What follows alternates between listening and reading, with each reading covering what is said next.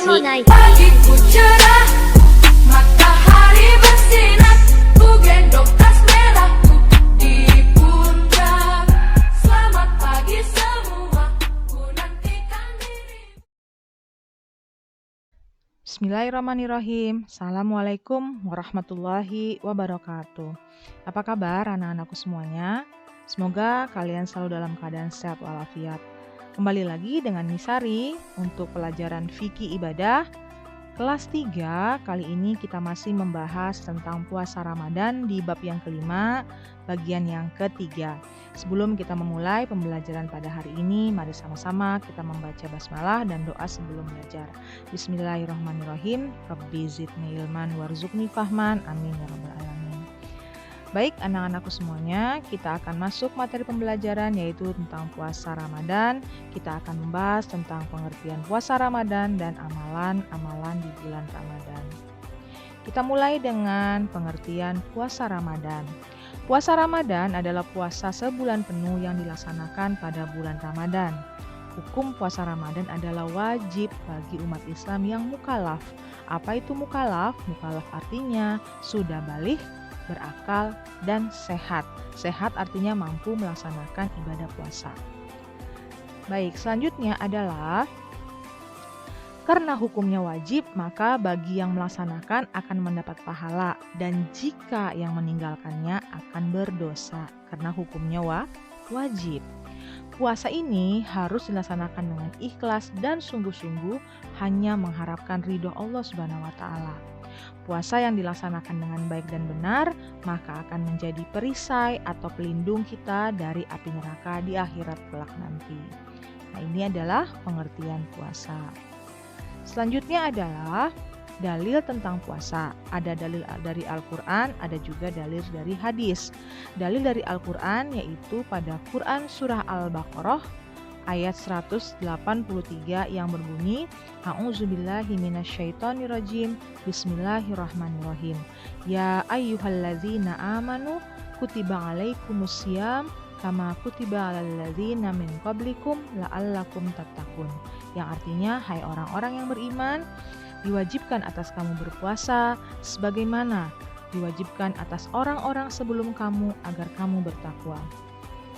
Selanjutnya adalah hadis riwayat Abu Naim dari Abu Hurairah yang artinya berpuasalah kamu maka kamu menjadi sehat. Nah, ini dua dalil tentang puasa. Al-Baqarah ayat 183 dan hadis riwayat Abu Naim dari Abu Hurairah. Baik, kita lanjutkan keistimewaan di bulan Ramadan.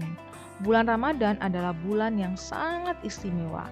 Nah, di antara keistimewaannya adalah setiap ibadah yang kita laksanakan, kebaikannya akan dilipat gandakan, balasannya akan dilipat gandakan. Ya, itu di bulan Ramadan. Makanya banyak di bulan Ramadan orang tuh berlomba-lomba untuk berbuat kebaikan karena Allah janji pahalanya berlipat ganda. Ibadah yang wajib akan dibalas dengan 70 kebaikan. Ya, ibadah yang wajib akan dibalas dengan 70 kebaikan. Sedangkan ibadah yang sunnah akan diganjar dengan pahala wajib. Jadi kalau yang wajib seperti sholat 5 waktu itu pahalanya akan berlipat ganda sampai 70 kali lipat. Sedangkan kalau yang sunnah-sunnah seperti membaca Al-Quran, bersedekah, sholat sunnah yang lainnya, itu pahalanya seperti ibadah yang wajib. Nah, keistimewaan selanjutnya adalah setiap doa yang dipanjatkan dengan ikhlas dan khusyuk, Allah janji akan mengabulkannya. Nah, ini adalah keistimewaan bulan Ramadan. Keistimewaan selanjutnya adalah di malam bulan Ramadan, ya, di malam bulan Ramadan ada malam Lailatul Qadar. Lailatul Qadar adalah malam yang kebaikannya lebih dari 1000 bulan. Kemudian ada malam Nuzulul Quran. Malam Nuzulul Quran yaitu malam turunnya Al-Quran. Ya, malam turunnya Al-Quran ini terjadi pada malam ke-17 bulan Ramadan. Makanya ketika di akhir-akhir tanggal atau di akhir-akhir hari menuju berakhirnya Ramadan, biasanya umat muslim berlomba-lomba untuk beriktikaf di masjid mengharapkan mendapatkan malam nuzulul Quran atau mendapatkan malam Lailatul Qadar. Kita lanjut ke amalan di bulan Ramadan. Amalan sunnah di bulan Ramadan diantaranya adalah pertama adalah melaksanakan sholat tarawih dan witir. Nah, tadi seperti yang Misari bilang, sunnahnya di bulan Ramadan akan mendapatkan pahala seperti amalan wajib. Sholat tarawih ini hukumnya sunnah muakkad ya. Sholat tarawih dilaksanakan setelah sholat isya 8 atau 20 rakaat. Jadi kalau yang mau 8 rakaat boleh, mau yang 20 rakaat boleh. Lalu ditambah dengan 3 rakaat sholat witir atau sholat penutup. Ya, sholat witir biasanya ganjil. Nah, untuk sholat witir di bulan Ramadan setelah tarawih ini biasanya dilaksanakan 3 rakaat. Nah, terus memperbanyak sedekah. Pahala sedekah ini juga sama, berlipat ganda. Nah, makanya biasanya kita kalau sudah bulan Ramadan memperbanyak ya, mau sedekah kemana, ke fakir miskin ya, karena yakin bahwa pahala Allah itu berlipat ganda. Amalan di bulan Ramadan selanjutnya adalah membantu dan berbakti kepada kedua orang tua. Nah, ini kenapa ini termasuk amalan yang disunahkan di bulan Ramadan? Karena apa? Pahalanya besar. Jangankan di bulan Ramadan, di luar bulan Ramadan pun ketika kita berbakti kepada kedua orang tua itu pahalanya sangat besar. Nah, di bulan Ramadan pahalanya malah dilipat gandakan. Bagaimana caranya? Membantu pekerjaan rumah contohnya ya. Menyiapkan sahur dan berbuka, mematuhi perintah orang tua, dan berusaha membuat bangga dan bahagia. Nah, membantu pekerjaan rumah ini sangat penting karena biasanya anak-anak bahkan orang dewasa kalau sudah puasa itu bawaannya lemes.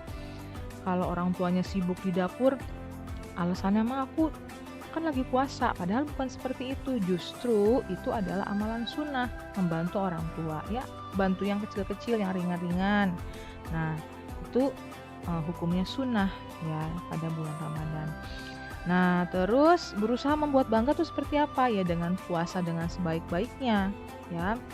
Yang Misari tahu ya, selama Misari mengajar di Al-Amanah banyak banget murid-murid Al-Amanah yang berpuasa sebulan penuh full tanpa bolong. Banyak banget anak Al-Amanah yang seperti itu. Jadi Misari yakin tahun ini pun mau keadaannya pandemi atau apapun, kita anak-anak murid Al-Amanah masih tetap semangat untuk berpuasa Ramadan sebulan penuh tanpa bolong. Bagi yang kuat, tapi kalau yang tidak kuat jangan dipaksakan, boleh setengah hari. Yang keempat adalah memperbanyak tadarus ya. Tadarus adalah membaca Al-Quran, berusaha untuk khatam.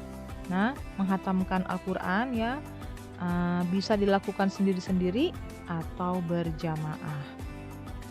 Selanjutnya adalah membuat hidangan untuk berbuka. Nah, di sini ada hadis riwayat Tirmizi. Hadis riwayat Tirmizi itu yang berbunyi, siapa memberi makan orang berpuasa, maka baginya pahala seperti orang yang berpuasa tersebut tanpa mengurangi pahala orang yang berpuasa itu sedikit pun juga. Jadi kalau misalnya kita bantuin orang yang atau kita ikut memberikan makan persiapan untuk berbuka, ya pahala kita sama yang berpuasa. Nah, yang berpuasa itu tidak berkurang pahalanya. Yang kita bantu untuk memberikan hidangan tidak berkurang. Yang terakhir adalah itikaf di masjid. Ya, itikaf di masjid itu berdiam diri di masjid untuk ibadah. Rasulullah biasanya beritikaf mulai tanggal 20 Ramadan sampai akhir Ramadan. Nah, kegiatan itikaf ini Rasul selalu lakukan sampai beliau wafat. Nah, biasanya kalau tidak pandemi ya, di akhir-akhir 10 malam terakhir bulan Ramadan itu semua masjid penuh untuk melaksanakan itikaf ya. Berdiam diri, beribadah, sholat tahajud, baca Quran, hatamin Al-Quran, dan segala macam ibadah lainnya di masjid ya. Itu kegiatan itikaf. Nah, anak-anakku, kita ulang dulu ya. Apa saja sih tadi amalan-amalan sunnahnya, diingat-ingat, yaitu melaksanakan sholat tarawih dan witir. Tadi ya, boleh di masjid, boleh sendiri-sendiri, tapi pahalanya lebih banyak di masjid. memperbanyak sedekah, lalu membantu dan berbakti kepada kedua orang tua, memperbanyak tadarus, membuat hidangan untuk berbuka dan itikaf di masjid. Kenapa Misari ulang? Karena kita sebentar lagi mau puasa nih. Ya minimal kamu sudah paham dan tahu apa yang akan kamu lakukan nanti di bulan Ramadan. Baik anak-anakku semuanya, kita sampai di penghujung video pembelajaran kita. Insya Allah singkat saja. Dan mudah-mudahan kamu bisa memahami penjelasan dari Misari. Ya mohon maaf kalau ada kekurangan atau kurang bagus dari video ini. Seperti biasa akan ada penugasan melalui Google Form. Tolong dikerjakan dengan baik dan disubmit tepat waktu. Kita tutup dengan hamdalah. Alhamdulillahirrahmanirrahim. Billahi taufiq wal hidayah. Wassalamualaikum warahmatullahi wabarakatuh. Sampai ketemu lagi.